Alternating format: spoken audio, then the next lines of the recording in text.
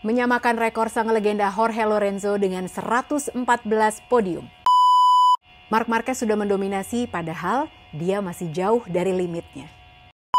Udah lumayan galak sih, tapi coba berani nggak lebih galak lagi sama abangnya?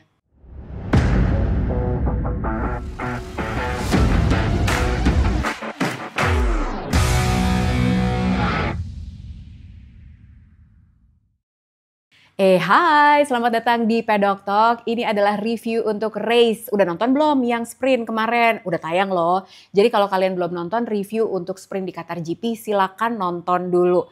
Buat yang udah nonton video ini tapi belum subscribe, silakan diklik dulu tombol subscribe-nya dan dinyalain notifikasinya. Seperti biasa, Pedok Talk hadir setiap hari Senin jam 7 malam, tapi kalau untuk sprintnya tentunya sehari sebelumnya. Kalau lagi race weekend. Jadi kalau lagi race nih kalian akan dapetin 2 konten sekaligus. Cakep kan? Kalau pengen dapetin konten yang lebih banyak lagi, silahkan jadi members yang linknya ada di deskripsi video ini. Sekarang kita lanjut untuk ngomongin race di Lusail Qatar 2025. Race yang banyak drama dan juga banyak revisi ya guys. Jadi kalau tadi malam kalian nonton, race-nya itu sebetulnya yang ada di podium yang udah selebrasi adalah nomor 1-nya tidak terganggu gugat, Marc Marquez. Nomor 2-nya Maverick Viñales. Nomor 3-nya adalah Pecco Bagnaia. Tapi berhubung Maverick Viñales mendapatkan penalti 16 detik akibat pelanggaran tekanan ban, tire pressure infringement, akhirnya Maverick Viñales harus turun ke P14, jadi posisinya direvisi. Finishnya akhirnya jadi milik Marc Marquez di P1, P2-nya Pecco Bagnaia, dan P3-nya Franco Morbidelli. Aku akan share dulu ke kalian, ini adalah hasil akhir dari race di Qatar kemarin. Nomor 1 Marc Marquez, nomor 2 Pecco Bagnaia, 3 Franco Morbidelli, nomor 4-nya adalah Johan Zarco, nomor 5-nya Fermin Aldeguer, 6 Alex Marquez, 7 Fabio Quartararo, 8 Pedro Acosta, 9 Marco Bezzecchi, dan 10 Luca Marini. Ini adalah 10 rider yang berhasil mendapatkan poin di Lusail Qatar. Sementara di luar itu ada Enea Bastianini di P11, P12-nya ada Alex Marquez, P13 Brad Binder, P14 Maverick Viñales akibat tire pressure infringement, P15-nya Ai Ogura, P16 Fabio Di Giannantonio, P17 Raul Fernandez, P18 Somkya Chantra. Dan ini adalah rider-rider yang DNF, Augusto Fernandez dan juga Jack Miller, mereka berdua crash.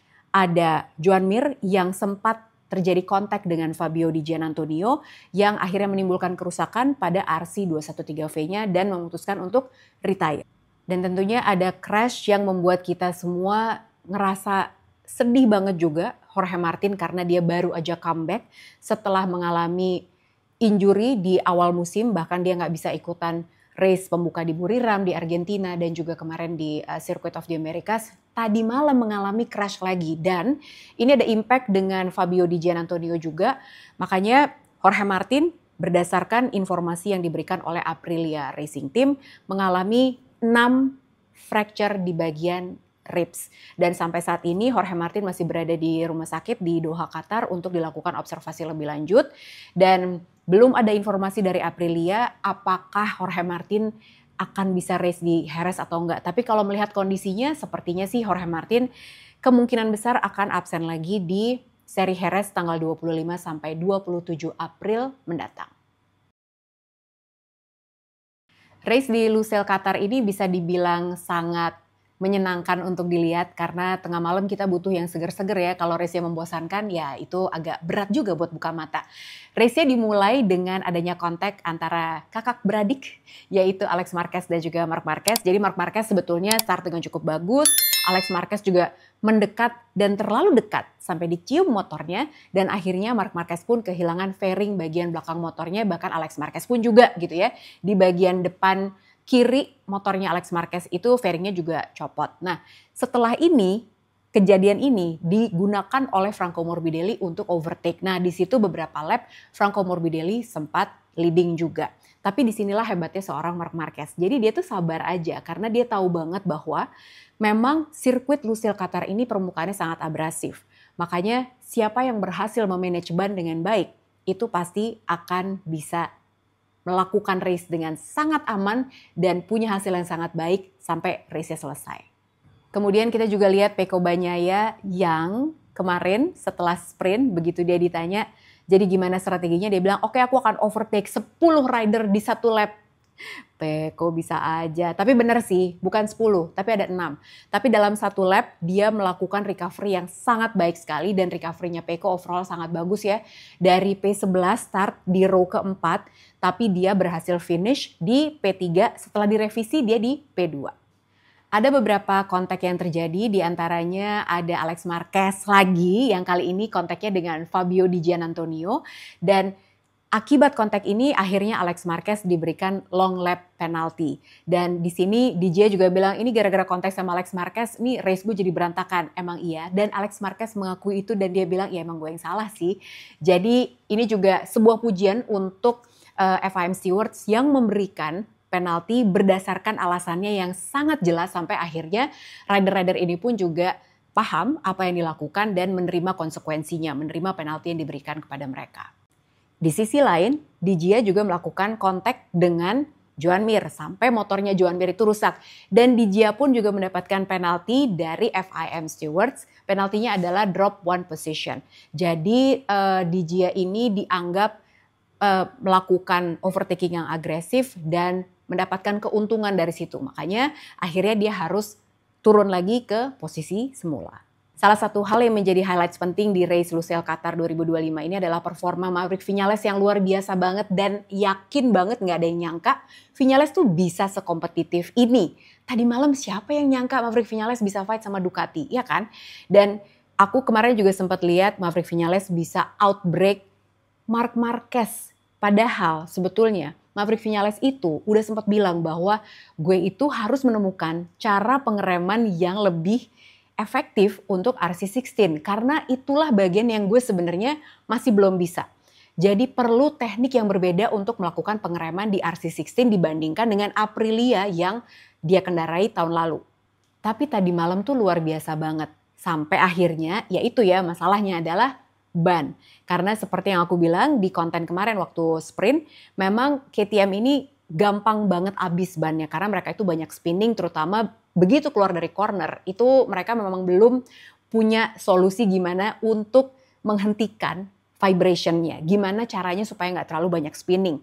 Nah, tapi Marc Marquez pun juga mengakui bahwa gile KTM di straight line, di trek lurus yang panjangnya lebih dari 1 kilometer itu kenceng banget. Bahkan Marc Marquez kemarin nyangkanya juga ini Pedro Acosta ya, ternyata bukan begitu dilihat lagi, ini Viñales. Tapi memang benar ini adalah keunggulannya RC16 yang masih bisa kita lihat begitu powerful mesinnya di straight line.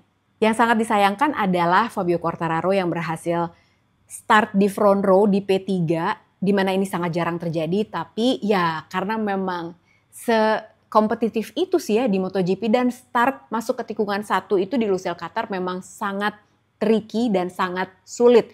Jadi kalau Quartararo bilang overall performanya M1 oke banget, tire dropnya juga nggak parah-parah banget. Tapi ya memang karena startnya nggak bagus dan udah keburu keblok sama rider lain, makanya hasilnya ya hanya bisa dapetin poin aja. Tapi ya oke lah ya. Analisa yang pertama adalah tentang Marc Marquez. Betapa mengerikannya Marc Marquez di tahun 2025 ini. Karena dia itu belum mengendarai GP 24,9 atau GP 25-nya ini sampai ke limit. Masih banyak marginnya, masih banyak senjata yang dia simpan. Jadi dia belum sampai ke limit sama sekali.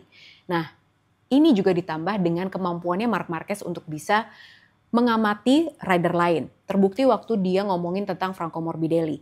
Jadi dia bilang, waktu gue lihat Franco Morbidelli leading di depan, gue tahu bahwa di paruh kedua balapan di Lusail Qatar dia nggak akan punya race pace yang bagus seperti di awal-awal karena udah kebanyakan nge-push juga. Dan dia sudah mengamati ini dari sprint kemarin. Nah, ini kekuatannya Marc Marquez.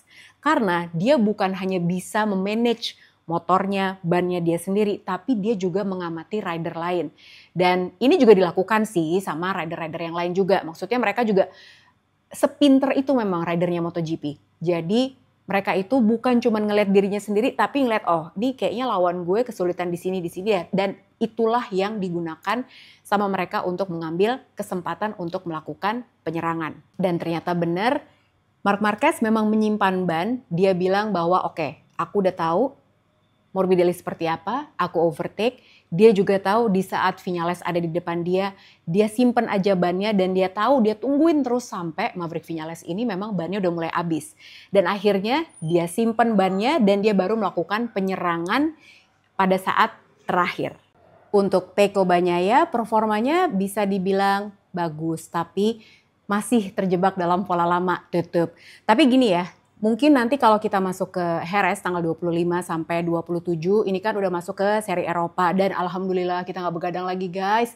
Nah, kayaknya sih mungkin Pecco akan lebih galak lagi nih. Tapi ya balik lagi yang harus kita lihat dan kita tungguin adalah apakah Pecco bisa gaspol dari hari Jumat dan nggak lagi-lagi pakai alasan fuel tank buat sprint yang kurang kompetitif, betul? Catatan berikutnya adalah untuk Alex Marquez. Alex Marquez, kamu itu galak kok. Tapi kalau ke abang sendiri kayaknya emang galaknya kurang ya. Tapi kalau ke yang lain, coba lihat waktu sama Dijia.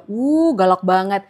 Sama Pecco tahun lalu lebih galak lagi. Tapi coba kita tunggu kegalakannya sama abangnya. Kamu belum pernah menang GP loh. Jadi coba lebih galak supaya lebih seru kita yang nonton. Iya kan? Kalau aku mah mau siapa yang menang juga terserah. Yang penting race-nya seru. Iya nggak?